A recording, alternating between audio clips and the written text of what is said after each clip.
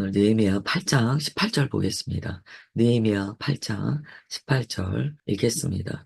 에스라는 첫날부터 끝날까지 날마다 하나님의 율법책을 낭독하고 무리가 이레 동안 절기를 지키고 여덟째 날에 규례를 따라 성회를 열었느니라. 아멘. 어제의 말씀과 계속 연결되는 구절입니다. 느헤미야 8장은 강렬한 내용들이 기록되어 있었습니다. 백성이 에스라에게 하나님의 말씀을 청해요. 그리고 말씀을 들을 때 그들이 일어섭니다. 그리고 그 말씀을 들으며 그들이 회개하는 마음으로 울고 또한 그 안에 주님께서 주시는 기쁨을 얻고 공동체 안에 기쁨을 나누는 감동적인 그런 장면이 담겨 있었어요. 그리고 그들이 그 말씀에 이제 순종합니다. 그래서 초막을 짓고요. 그 안에 거하며 주님과 함께함으로 크게 기뻐하는 모습이 나타났습니다. 이러한 모습들을 보면서 은혜가 단편적인 은혜, 반짝하는 은혜로 끝나지 않고 주님의 은혜 안에 머문다는 것, 은혜 안에 거한다는 것이 얼마나 중요한 것인가를 깨닫게 됐습니다. 또한 18절도 첫날부터 끝날까지 날마다 라는 이 단어를 통하여 은혜가 한 날로 끝나는 것이 아니다라는 것을 보여주죠. 은혜도 그렇고 순종도 그래요.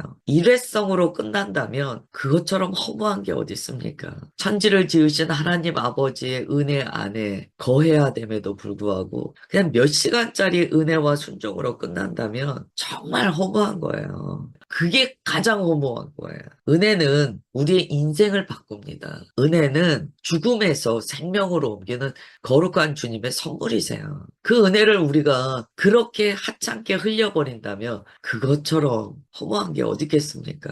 18절은 딱 한 절 짧아요. 그러나 여기에는요, 첫날부터 끝날까지 날마다 하나님의 율법책을 낭독했다라는 말씀을 통하여 은혜의 지속을 보여줍니다. 은혜가 이렇게 지속될 때 우리가 성장 성숙하게 돼요. 하나님의 말씀을 낭독하고 가르치는 것을요, 첫날부터 끝날까지 날마다 했다는 거예요. 반복했다는 거예요. 하나님의 공동체를 말씀으로 세우는 일은요, 한 번으로 끝나지 않습니다. 그 한 번의 은혜로 끝나지 않아요. 날마다 반복되어져야 된다는 거죠. 이렇게 날마다 주님의 은혜가 반복되고 주의 말씀에 엎드려야 되는 이유는요, 사람이 가지고 있는 이 죄성에 기인합니다. 사람이 가지는 이 죄성 중에 하나가요, 망각이에요. 망각. 사람은 자꾸 잊어버린다는 거예요.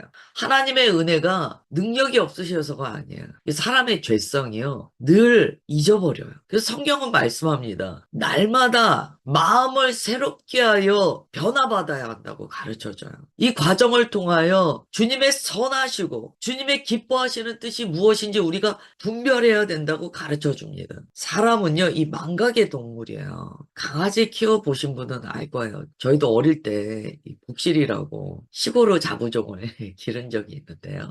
기르다가 사정이 있어서 이모네 집으로 우리 강아지를 보냈어요. 더 못 기르게 돼서. 이게 이제 어릴 때 일이에요. 뭐 초등학교 때 일이에요. 그리고 나서 굉장히 이제 오랜 시간이 흐르고 그 강아지를 이제 만날 기회가 있었습니다. 근데 그때 뭘 경험했냐면, 이 얘기를 들어보니까 골목으로 들어오기 전부터 냄새를 맡고요, 그렇게 꼬리를 흔들고 그 강아지가, 우리 복실이가 막 그렇게 좋아했다는 거예요. 그게 무슨 얘기냐면 강아지가요, 그 오랜 시간이 지나도록 잊어버리질 않는 거예요. 그리고 먼 거리에 있음에도 불구하고 그 냄새를 맡고 막 그렇게 꼬리를 흔들고 좋아하더라는 거예요. 보면은 강아지는 안 잊어버려요. 자기 주인을 안 잊어버려요. 근데 이제 이 사람의 특징이 뭐냐면, 사람은 자꾸 망각한다는 죄성이 있습니다.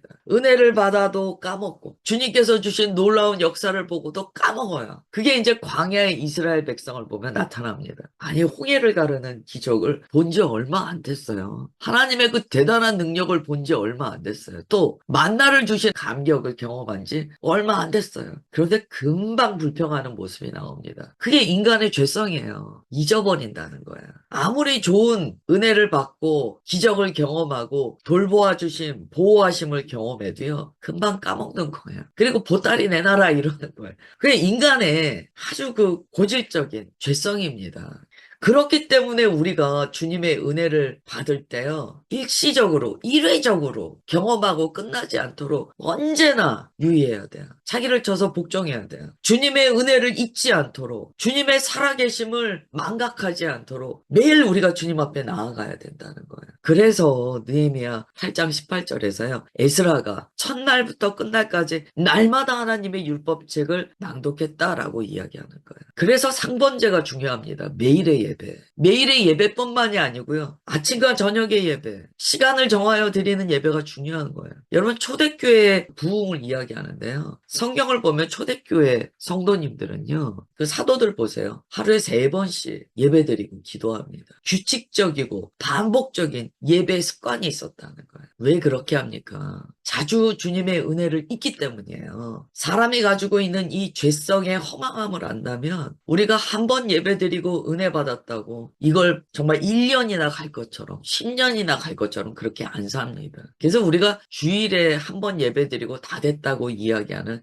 썬데이 크리스찬을 위험하다라고 이야기하는 거예요. 자기 죄성을 모르기 때문에 하는 이야기예요. 계속 우리는 경각심을 가지고 주님 안에 깊이 나아가는 그 예배의 자리를 사모해야 됩니다. 신앙 안에서 가장 어려운 게요, 결단하는 것도 어려워요. 그러나 가장 어려운 것은요, 지속하는 거예요. 누가 믿음 안에서 승리하는가? 항상성을 가진 성도가 승리합니다. 하루 불같이 뜨겁게 기도한다고 끝나지 않아요. 하나님께서 원하시는 것은 오늘도 내일도 계속하여 주의 말씀 앞에 서는 삶이에요. 그리스도인의 성숙은 무엇인가? 감동을 얼마나 세게 받았느냐가 아닙니다. 얼마나 지속하느냐, 그 깊이에 있어요. 그리고 18절 이렇게 이야기합니다.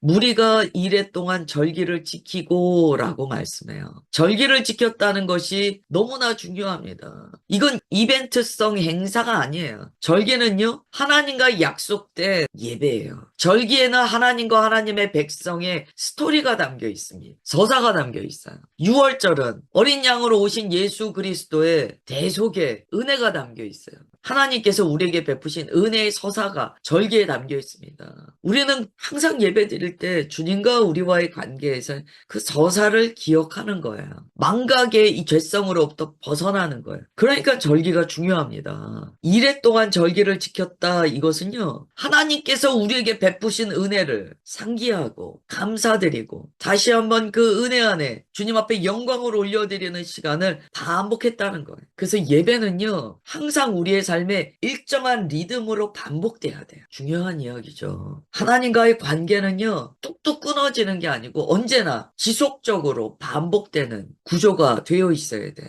그렇게 삶에 주님 앞에 나아가는 자리가 늘 반복되는 사람, 이 사람은요, 신앙이 끝까지 성숙합니다.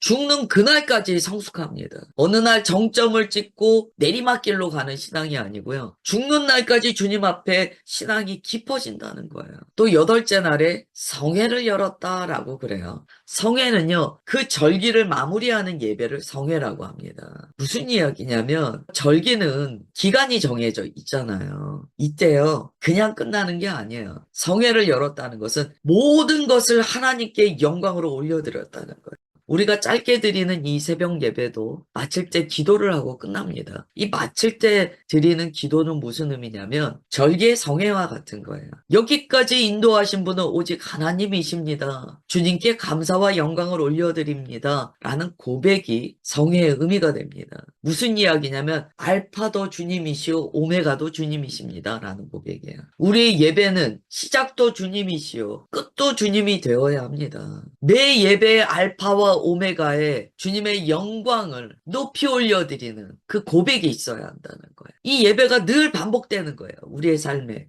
주님의 말씀이 늘 반복되는 거예요. 알파도 주님이시오 오메가도 주님이신 말씀이 우리 안에 늘 반복되는 거예요. 그 날마다의 은혜 안에 있는 자, 삶의 예배의 리듬이 있는 자, 알파와 오메가 모든 것을 주님 앞에 영광으로 올려드리는 겸손한 심령이 있는 자, 그 성도는 끝까지 믿음 안에 깊어지며 장성한 분량까지 나아갑니다. 그 다음에 이제 느헤미야 9장 1절부터 3절 보겠습니다.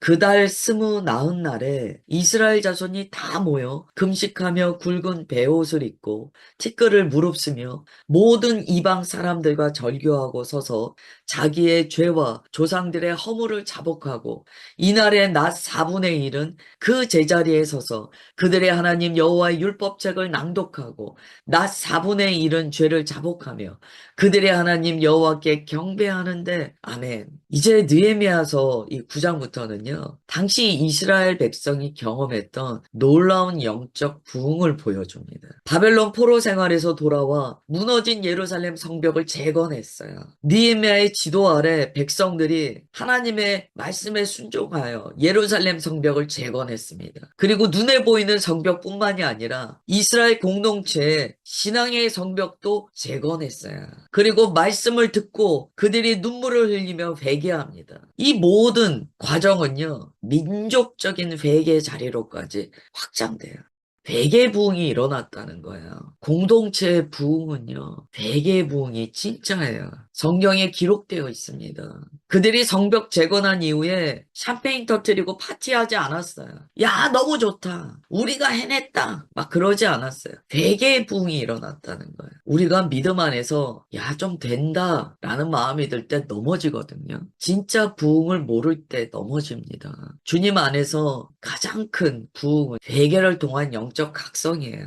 지금 이들이 왜 샴페인 터뜨리지 않고 회개합니까? 왜 영적 각성 운동이 일어납니까? 왜 이들이 금식하고 베옷을 입고 찌끌을 뒤집어 쓰면서 자기의 죄와 조상들의 허물을 자복합니까? 왜 하나님의 율법책을 낭독하며 하나님께 경배드립니까? 낮 4분의 1은 죄를 자복하고 그들의 하나님을 경배하는 것으로 헌신하고 주님을 섬깁니까? 그게 진짜 부흥이기 때문이에요. 역사적으로 봐도요, 이 교회사를 보면은요, 진짜 부흥은요, 회개의 부흥이에요. 뭐 주님의 놀라운 기적으로 부흥이 일어나기도 해요. 그러나 기적 쫓아가는 부흥 그렇게 오래 가지 않아요. 때로요, 기적 쫓아가다가 다른 방향으로 나아가는 경우도 있어요. 1절과 2절을 보시면 그들이 금식했다, 베옷을 입었다, 티끌을 무릅썼다, 뭐 이런 내용이 나와요. 이거 그냥 보여주기 식으로요. 형식적으로 한 게 아니에요. 정말 그들이 당시에 애통해 했다는 거예요.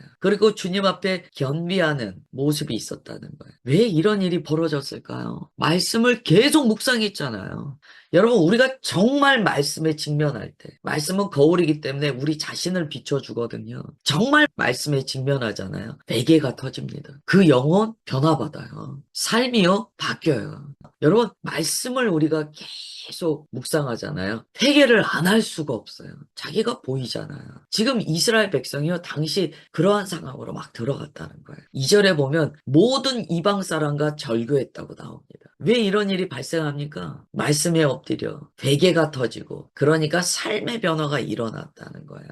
혼합주의적 신앙생활로부터 벗어나게 됐다는 거예요. 혼합주의적 신앙생활을 하시는 경우가 많아요. 우리도 그래요. 야, 내가 왜 이렇게 더러워졌어? 이 생각 들 때 있잖아요. 내가 왜 이래? 내가 왜 이렇게 정신 안 차리고 기웃기웃거려? 이 마음 들 때 딱 있거든요. 혼합주의에 빠졌다는 거예요. 양다리 걸치기 시작했다는 거예요. 그런데 말씀과 회개를 통하여 깊이 주님 앞에 나아가자 그 양다리가 딱 끊어졌다는 거예요. 잘못된 문이요 닫히고요. 잘못 이어진 다리가 폭파돼 버렸다는 거예요. 얼마나 놀라운 변화입니까? 여기에서 이방 사람들과 절교했다는 것에는요, 각 개인의 여러 가지 서사가 담겨 있을 거예요. 그런데 이걸 딱 끊었다는 거예요. 이게 지금 간단하게 적혀 있으니까 짧아 보이죠? 절대 그렇지 않습니다. 그리고 이들이 낮 4분의 1은 그 자리에 서서 하나님 여호와의 율법책을 낭독했다는 거예요. 이게 낮 4분의 1이니까 12시간으로 봤을 때, 하루를 반으로 나눠서요. 12시간으로 봤을 때 4분의 1이니까 약 3시간가량이에요. 3시간가량 서서요. 계속 하나님의 말씀을 낭독했다는 거예요. 그 시간을 통하여 이들이 주님의 말씀에 깊이 정말 이렇게 젖어들게 됩니다. 굉장히 중요한 장면이 나와 있어요. 그리고 죄를 자복하며 드리는 경배가 나옵니다. 아름답죠. 주님께서 이 예배를 기뻐 받으셨다는 거예요. 주님께서 원하시는 예배는 이런 예배 아니겠습니까? 오늘 우리가 참 결단했으면 좋겠어요. 주님 마음에 꿈꾸시는 그 예배자 제가 되기 원하나이다. 주님께서 꿈꾸시는 그 예배 공동체 우리가 되기 원하나이다. 우리 기도하겠습니다. 하나님, 너무나 감격적인 장면을 봅니다. 이스라엘 백성이 주의 말씀 앞에 엎드려 깊이 회개하며 또한 일어서서 수시간 동안 주님의 말씀을 낭독하며 오직 주님만 경외하며 경배하는 장면을 보았습니다. 주님께서 받기 원하시는 예배가 주님밖에 모르는, 세상을 끊어내고 주님만 사랑한다고 고백하는, 세상에서 바보라 일컫는 자들의 예배인 것을 다시 한번 성경을 통하여 목도하며 확인하며 마음에 새깁니다. 주님, 우리가 그런 예배자 되길 원합니다. 주님만 사랑하고 끝까지 주님만 붙들어 알파와 오메가 되시는 주님과 한 날을 시작하고 맺으며 매일의 반복을 통하여 주님 앞에 나아가는 우리가 되게 하옵소서. 주님, 오늘 함께 예배드린 주의 자녀들 축복하여 주시고 인생 가운데 진리의 빛이 날마다 더욱 밝아지도록 역사하여 주옵소서. 그렇게 함께 하심을 믿사오며 사랑하는 주 예수 그리스도의 이름으로 기도드리옵나이다. 아멘.